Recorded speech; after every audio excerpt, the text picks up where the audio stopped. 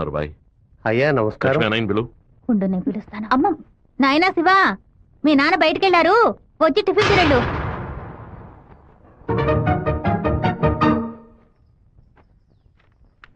భలే ఇరికించావు కదమ్మా. భర్త దగ్గర మంచి భార్య అని పేరు కొట్టేయడానికి. ఎన్ని రోజులని ఇలా దాక్కొని తిరుగుతావు? ఇదిగో శివ, 3 ఫోటోలు ఇచ్చి ఓ సంతకం పెట్టు. నా పేరు మీద ప్రాపర్టీ కొనబోతున్నారా? బాబు నీకు పాస్పోర్ట్ తీయబోతున్నావు, విదేశాల్లో పని చేయడానికి వెళ్ళబోతున్నారు. పిల్లాన్ని విదేశాలకు పంపిస్తావా? అన్నయ్య నిన్ను బాగా ఇరికించాలని చూస్తున్నారు, ఇరుక్కోకు. గంగా, తూర్పున మలేషియా, సింగపూర్ అని వెళ్ళినా సరే, లేదా పడమట దుబాయ్, మస్కట్ అని వెళ్ళమని చెప్పు. ఇక వీడి ఈ ఊళ్ళో ఉండడానికి వీల్లేదు. పొరుగు దేశానికి పోయి కష్టపడి సంపాదిస్తేనే బుద్ధి వస్తుంది. ఈ కుక్క నన్ను చూసి ఎందుకు మరుగుతుంది? ఇవాళ విదేశాలు పంపడం ఏర్పాటు చేస్తున్నారు కదా, అది చిట్టికి ఎందుకు వాడిని విదేశాలకు పంపిస్తున్నారు? ఎవడో ఒకడు పంచలాగడని ఆడు ఊరికి పోయి ఆడు ప్యాంట్ ఇప్పుతారా? అందులో వెళ్ళి ఊరంతా గలాబా చేసి వచ్చారు. ఆ రోజు రైలు పట్టాల కింద బాంబు పెట్టిన వాళ్ళని మీ వాళ్ళెవరూ పట్టుకోలేదు కదా, నా బిడ్డే కదా పట్టుకున్నాడు. అదే ఇటు చేసిన చాలా పెద్ద తప్పు. ఉత్తరం వైపు వెళ్తా ఉండాలని తెలిసి కూడా నేను ఎందుకు పడవ వైపు మనుషులు పంపించానో తెలుసా? ఉత్తరం వైపు వెళ్లేవాళ్ళు తూర్పు వైపు తిరుగుతారా లేదా దక్షిణ వైపు తిరుగుతారా అని చూసి వాళ్ళు ఎవరు పంపించారో పట్టుకోవడం కోసం. కానీ నువ్వు తొందరపడి వాళ్ళని పట్టుకొచ్చేసావు. ఇప్పుడు వాళ్ళని పంపించింది ఎవరో తెలియకుండా పోయింది. అందుకే నిదానంగా ఉండాలా. వేగం మాత్రం ఉంటే చాలదు, అనుభవంతో నడుచుకోవాలా. నేను ఊరికి వెళ్తాను నాన్న, కానీ ఫారినే వద్దు నాన్న. తిరుపతిలో మాధవరావు మావయ్య రియల్ ఎస్టేట్ ఆఫీస్ లో చేరి పని నేర్చుకుంటాను నాన్న. తిరుపతి అంటే నువ్వు తలుచుకున్నప్పుడల్లా వచ్చేస్తావు. లేదు నాన్న, మీరు పిలిస్తే తప్ప నేను మన ఊళ్ళో అడుగు పెట్టను. మరి పాస్పోర్టు తీసట్టే పెట్టండి, ఎప్పటికైనా పనికొస్తుంది. ఏంట్రా మావా, నాన్న చెప్పింది కరెక్టేరా. ఆయన వాళ్ళని తెలివిగా పట్టుకుందాం అనుకున్నారు, కానీ నేనే అనవసరంగా చెడగొట్టాను. నాన్న చెప్పినట్టు వెళ్ళి కొద్ది రోజులు కష్టపడి చూద్దాం. అక్కడెవరితోనూ గొడవలు పెట్టుకోకరా. సరే అన్నం తింటూ ఉండు. లక్ష్మి, అమ్మ జాగ్రత్తగా చూసుకో. వస్తానమ్మా. సరే బాబు. బాబు రండి, కారెక్కండి. నేను బైక్ లో వెళ్తాను. మన వాళ్ళందరూ నీకోసం అన్ని బడలోనూ డీజిల్ ఫిల్ చేసుకుని లైన్ లో వెయిట్ చేస్తున్నారు. నేనేమో తిరుపతికి ఊరేగింపుకి వెళ్తాను. 4-5 కాలంలో హడావుడిగా నా గొప్పతనం ఏంటి, పవర్ ఏంటి, అంతస్తు ఏంటి, నేను కొడుకుని పెద్ద రేంజ్ అని చెప్పడానికి నేను బైక్ లోనే వెళ్తానన్నా. అంటే తిరుపతి వరకు బైక్ మీదే వెళ్తావా? బైక్ బస్సు పైన ఉంటుంది, నేను బస్సు లోపల. ఎవర్రా నిన్ను ఊరు వదిలిపెట్టి వెళ్ళమంది? మీ నాన్న న్యాయం అడిగి వస్తాను. వద్దురా, లాగుతురా. వద్దు, నా మాట వినరా. చెప్పు పగలగొట్టావు. కొట్టకుండా ముద్దెట్టుకోమంటావు మావా, ఏదో బిల్డప్ లేవద్దు. ఎరా సత్య, మెయిన్ రోడ్డు నోరు మూసుకు వెళ్తుంది, నువ్వు చిన్న సందుగాడి నువ్వేంట్రా ఎగురుతున్నావు? ఓ, ఈ ఏరియాలో సిగ్నల్స్ మొత్తం కట్టా. నీ కొడుకుని ఊరుకు తోలేసానని కోపమా? మనకున్నది ఒకే ఒక మగబిడ్డ, వాడు మనకి దూరంగా ఉండాల్సిన కర్మ ఏమిటండి? చూడగంగా, నేను రోజు పంచాయతీలు చేసేవాడిని, అందులో నలుగురు కొట్టాల్సి వస్తుంది. ఒకళ్ళిద్దరు సర్దుకుపోయినా ఇద్దరికైనా సరే కోపం ఉంటుంది కదా. నా మీద పగ తీర్చుకోవడం కోసం నా కొడుకునేమి చేయకూడదు కదా. అయ్యో, ఆడు క్షేమంగా ఉండాలనే ఊరికి పంపించాను. వాడికి ఏదైనా జరిగితే మన ఇద్దరు తట్టుకోగలవా చెప్పు గంగా?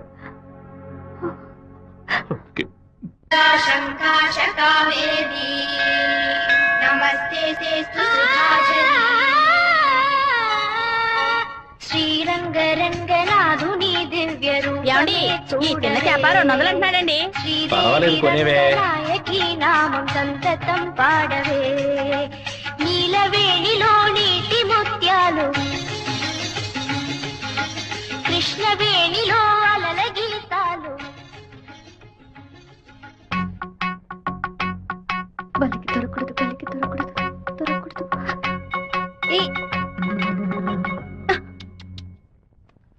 Thank God. వెళ్ళొస్తాను మావయ్య. జాగ్రత్తగా వెళ్ళిరామా. పిల్లల్ని స్కూల్లో దించేయమ్మా. జయంతి ఎన్ఎస్ఎస్ క్యాంప్ లోనే సెటిల్ అయిందా?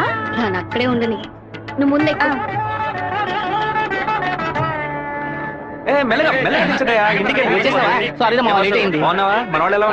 అందరూ నీకోసం వెయిట్ చేస్తున్నారు. సరే వెళ్ళి బైక్ జాగ్రత్తగా దింపించరా, వచ్చేస్తాను. అలాగే.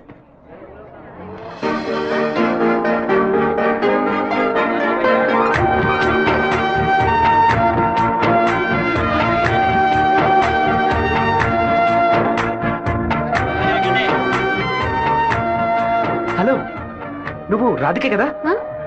నేను శివాని. చిన్నప్పుడు అశోక్ విద్యాలయ స్కూల్లో నువ్వు 5th క్లాస్, నేను 8th క్లాస్, గుర్తులేదా? നിങ്ങൾ പറയുന്നത് മനസ്സിലായില്ല. నువ్వు ఆ ఫారం కూడా రాధికవేగా? എന്താ അത്? നിങ്ങളതോ തപ്പ പറയുന്ന മാത്രം ഉണ്ട്.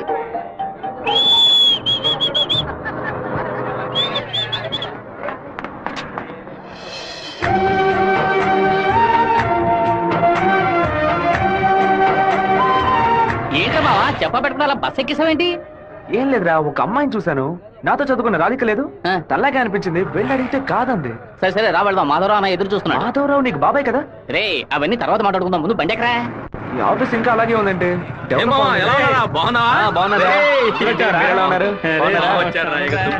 మామయ్య ఎలా ఉన్నావు? లోనికి రా. ఏమైంది మామయ్య? లోనికి రా ఏమైందో చెప్పు. రై ఇక మీద నన్ను మామ అని పిలవద్దు, యా? అన్న అని పిలవాలి. హే మామయ్య ఏమైందిరా నీకు? అవునరా, ఇందాక ఏ మామ అన్నావు, ఇప్పుడు రే మామ అంటున్నావు, ఇంకా సేపు ఆగితే నీవో మామ అంటావు. ఇదిగో చూడు, ఇక్కడ నేను ఓనర్, నేను వర్కర్వే. పిలిస్తే అయ్యగారని పిలువు, లేదంటే అన్న అని పిలువు. అయితే అతను వదిలేని పిలవనా? నా కాపురంలో నిప్పులు పోయికురా, దాని ముందు కావాలంటే మామయ్య అని పిలువు. ఇదిగో అన్న 7 గంటల డాక్యుమెంట్స్ ఇచ్చాడు. బాబాయ్ అన్న అని పిలిచే సన్నాసురా నువ్వు. మావయ్యని అన్నయ్య అని పిలవబోయే వెధవరా నువ్వు. నువ్వు పెద్ద మూర్ఖుడు. ఊరుకున్నాం ములక్కాన్నాం. రే ఇక్కడ నాకంటూ ఒక మర్యాద క్రియేట్ చేసుకున్నాను రా, ముందెళ్ళి పని నేర్చుకోరా. పోరా. సరే సరే నువ్వు వచ్చే. ఛే, ఊళ్ళో ఉన్నప్పుడు కుర్ర కుంకలతో కలిసి ముందు కొట్టడం ఎంత పెద్ద తప్పు ఇప్పుడు కదా నాకు అర్థమైసి వస్తుంది. జాగ్రత్త గారు బడి తాలూకు లెక్కలు తీసుకొని రమ్మన్నారు, వెంటనే రమ్మన్నారన్నా. చివరి మధ్యలో వచ్చే పెట్టవా? దొండపోతు 32 లక్షలకి ఈ తండ్రి ఓకే అయిందరా. కాస్త ఎక్కువ అనిపిస్తాను తమ్ముడా. ఏం సుబ్బారావు, అయ్యా మన సుబ్రహ్మణ్యం గారు ఇల్లు కట్టారే, దానికి ఎంత ఖర్చు అన్నారు? 1100 స్క్వేర్ ఫీటు 8 లక్షలు అయింది అన్నాడు. అయితే 2000 చదరపడుగులకి ఇంచుమించు 30 లక్షలు కదా అవ్వాలి.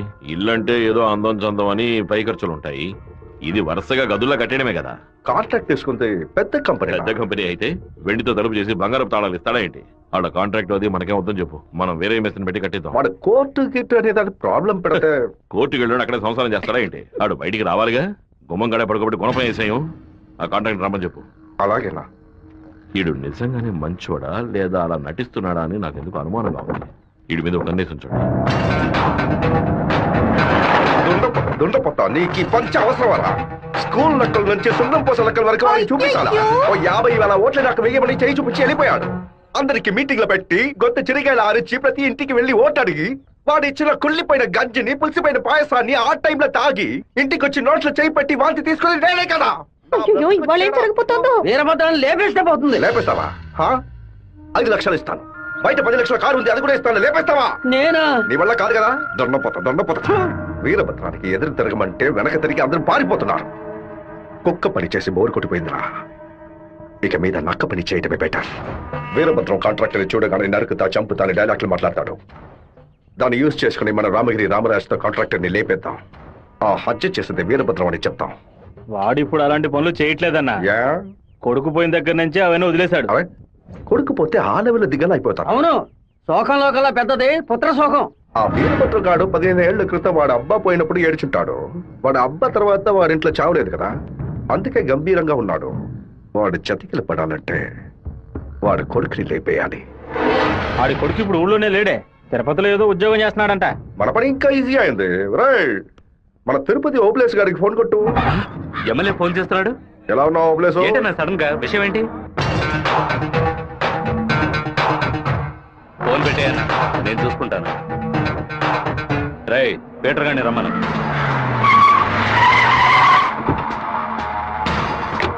అబ్బాయి పేరు శివ, ఆర్కే రియల్ ఎస్టేట్ లో పనిచేస్తున్నాడు. నీకు వాడికి పర్సనల్ ప్రాబ్లం, అందుకే నువ్వు వాడిని లేపేసినట్టు రికార్డులో ఉండాలి. ఇది ప్లాంట్ మర్డర్ అని ఎవ్వరికీ తెలియకూడదు. టైం లిమిట్ లేదు, ఓర్పుగా జాగ్రత్తగా. ఈ పని డబ్బు కోసం చేయట్లా, పేరు కోసం చేస్తున్నాను. మిస్ అవ్వకూడదు. డబ్బులు తీసుకోలేదా?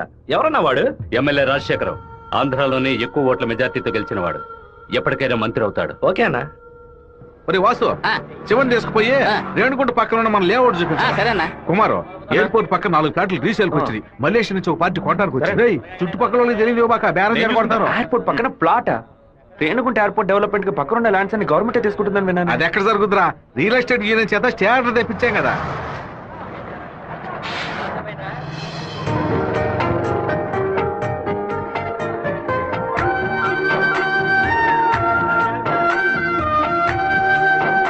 రే మావా, ఆ రోజు బస్సులో చూసానని చెప్పాను రాధిక, ఈ కాలేజ్ లోనే చదువుకుంటున్నట్టుంది. ఆ పిల్ల నువ్వెవరో తెలియదని చెప్పింది కదా.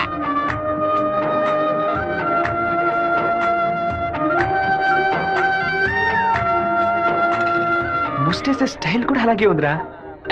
ముస్టేది కూడా రకరకాలు ఉన్నాయి, కానీ ముస్టేడ్ మాత్రం అందరూ ఒకే రకంగా వేస్తారా?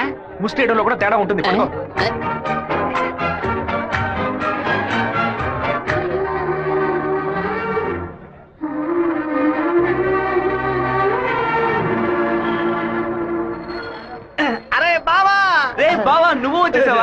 పాడుకు నువ్వు ఊరోజు వచ్చేసావు. నిన్ను చూడకుండా ముద్ద దిగట్లేదు, నిద్ర పట్టలేదు. అందుకే కొద్ది రోజులు నీతో పాటే ఉండి స్వర్ణముఖి నదిలో స్నానం చేసి ఇక్కడేదో బెల్లు కంపెనీ ఉన్నట్టు కదా, అవునా? సైకిల్ కి 10 బెల్లులు కొన్నామని వచ్చాను అంతే. నా మీద నీకు అంత ప్రేమట్రా? ఉండదా మరి? అన్నయ్య, సైకిల్ సత్తిగాడు అక్కడికి వచ్చాడా? అవును. నిన్ను చూడకుండా ఉండలేనని ప్రేమను ఒలగబోసుంటాడే. అవును. వాడు అక్కడికి వచ్చింది ఒక స్పైగా అన్నయ్య. ఏంటి? అక్కడ నువ్వు ఏం వెలగ పెడుతున్నావో తెలుసుకోవడానికి నాన్న వాడిని అక్కడికి పంపారు. సరే సరే, నువ్వు ఫోన్ పెట్టా, నేను చూసుకుంటా. ఇదేనా మన మాధవరావు బావ రెట్టల్ ఎస్టేటా? ఏం ఎస్టేట్? రెట్టల్ ఎస్టేట్. రియల్. రెట్టల్ ఎస్టేట్. రియల్. రెట్టల్. బావా, దొంగనైనా ఫోన్ నేను క్షమించొచ్చు, ఇంటి దొంగని క్షమించొచ్చా? ద్రోహిని క్షమించొచ్చు బావా, కానీ నమ్మక ద్రోహిని క్షమించకూడదు. రేయ్, మా నాన్న మాట విని ఇక్కడికి వచ్చావు ఓకే, కానీ ఇక్కడికి రాగానే ఇది విషయం మావా నాకు చెప్పి సరెండర్ అవ్వాలా వద్దా? బెల్లు కంపెనీ వాళ్ళు ఏం తయారు చేస్తారో కూడా తెలియదు. బెల్లు కొనడానికి వచ్చానని కహానీ చెప్తావా? కంప్యూటర్ షాప్ కొని టీవీ కొంటావా? నీ సెల్ నుంచి ఊరికి బెల్లు కొట్టావో? ఎవరది? ఏం బావా, బావున్నావా? నువ్వు వచ్చి వచ్చావా? ఇక్కడికి వచ్చే పనికి మాలిన పశువులన్నింటినీ నేనే మేపాల్సి వస్తుంది. రేపటి నుంచి బస్తా తోడు ఎక్స్ట్రా తీసుకో. రేయ్, ఏంట్రా అన్నయ్య అని పిలుస్తావా? ఆయన నీకు బాబాయ్ వరుస కదా. ఇక్కడ అన్ని కొంచెం తేడాగానే జరుగుతున్నాయి మావా. బాబాయిని మామయ్య అని పిలవాలి, మామయ్యని అన్న అని పిలవాలి, అత్తయ్యని వదిన అని పిలవాలి. అక్కడ మాట కూడా మాట్లాడుతున్నా, మీనింగ్లే మారిపోతాయి.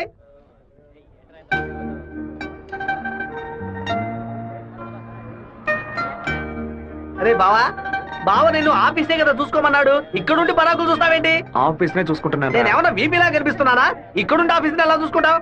ఆఫీస్ లోపల నుంచి చూస్తే ఆఫీస్ కనిపిస్తుందా? కనిపించదు. ఇక్కడ నుంచి చూడు, ఆఫీస్ ఎంత క్లియర్ గా బాగా కనిపిస్తుందో. నీకు అవసరమా? నీకు అవసరమా? అవసరమట్రా నీకు ఇవన్నీ? విమలా ఎవడే? తనకి మెసేజ్ చేస్తున్నాను.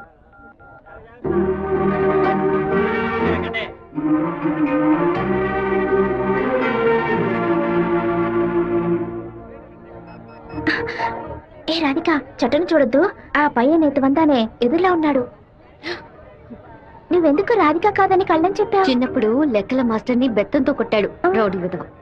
నేనే రాధికనని చెప్తే వెనకాల తిరిగి టార్చర్ పెడతాడు. హాయ్ రాధిక. എന്നാത് అప్పుడే నేను പറഞ്ഞല്ലേ నువ్వు రాధికవే. ఈ రోడ్డులను తిరిచి పరంజాల్ ఎవరైనా చూస్తే ఎందరో నెనకు. తిరుపతిలో నుంచి తిరిచి అనను తిరుపతి అనే అంటాను. తమాషాలు పరయద్దు. పెద్ద కార్యం. మీ ఊరు గోదావరి జిల్లా పట్టిసీమే కదా? పట్టింది పరయన్నది. పట్టి అంటే నాయన అర్థం. కుక్కో నక్కో నాకు తెలీదు, నువ్వు రాధికని మాత్రం నాకు బాగా తెలుసు. హలో, ఎన్ పేరు గోపిక, స్థలం పాలకాడాను. ఏంటి నువ్వు ఆటోగ్రాఫ్ హీరోయిన్ పేరు చెప్తున్నావు? నేను కూడా ఎవరైనా భయపెట్టాలంటే మా ముట్టి మోహన్ లాల్, సురేష్ గోపి పేర్లు చెప్తాను. నువ్వేంటంటే గోపిక మేనన్, దీపిక పడుకొని మాలీవుడ్ నుంచి బాలీవుడ్కి వెళ్ళిపోతున్నావు. నువ్వు అప్పట్లోనూ బొట్టు ఇదే స్టైల్లో పెట్టుకునేదానివి, ఇప్పుడు కూడా అదే స్టైల్లో పెట్టుకున్నావు. బొట్టులో 2 షేపులు ఉన్నాయి, ఒకటి నిలువు, ఇంకోటి గుండ్రం. ఆ రెండే పెట్టుకోగలం. తిరుమలలో నుంచి గుండు కొట్టుకున్నవాడు నా మొగుడు అన్నట్టు ఉంది నువ్వు చెప్పింది. ఇప్పుడు మన తెలుగు భలే మాట్లాడుతున్నావే. అదేదో త్వరగా పుస్తకంతది.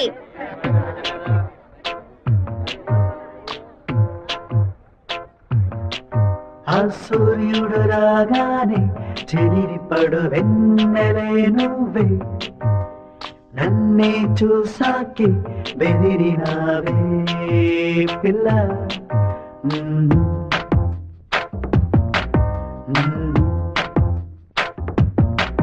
ఆ సూర్యుడు రాగానే చెదిరిపడు వెన్నెలే నువ్వే, నన్నే చూసాకే బెదిరినావే పిల్ల.